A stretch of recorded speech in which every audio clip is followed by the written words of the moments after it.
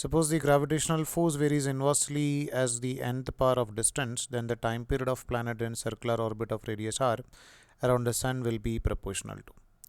So we know that when an object is moving in a circular path, it required a centripetal force.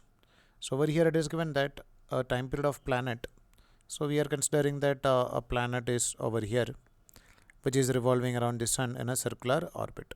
So let's say consider that the mass of planet is equal to small letter m, and sun is at the center, and assume that this mass of sun is equal to capital letter m.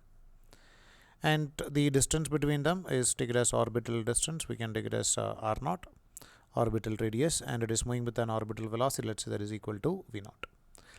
And here it is given that the gravitational force, like g m divided by, in general it is r square, but here it is given that it is varying inversely as nth power of distance. So we can write r raised to n is equal to, this is going to provide the gravitational force of attraction between the sun and the planet is going to provide necessary centripetal force.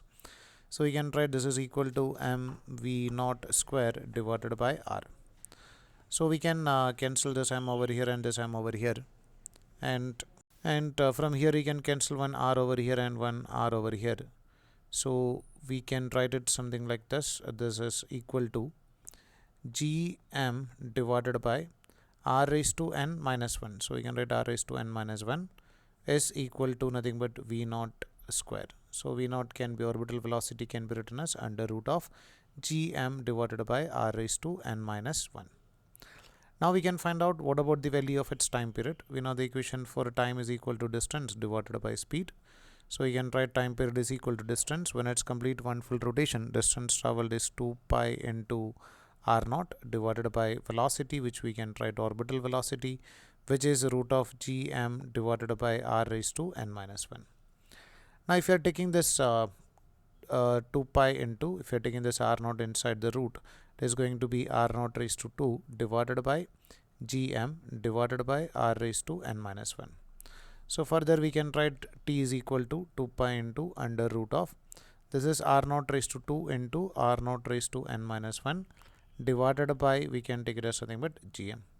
So which can be written as something but 2 pi into under root of, this is r naught raised to, we can take it as 2 into r naught raised to n minus 1, that is 2 r naught into 2 plus n minus 1, r naught raised to 2 plus n minus 1 divided by, we can take it as gm.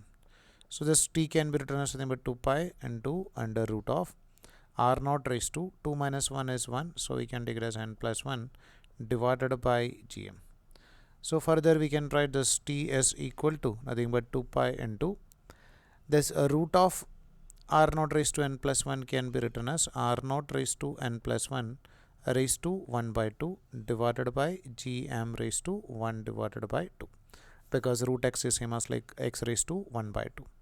So this can be written as nothing but 2 pi into r naught raised to n plus 1 raised to 1 by 2 is n plus 1 divided by 2 divided by gm raised to 1 divided by 2.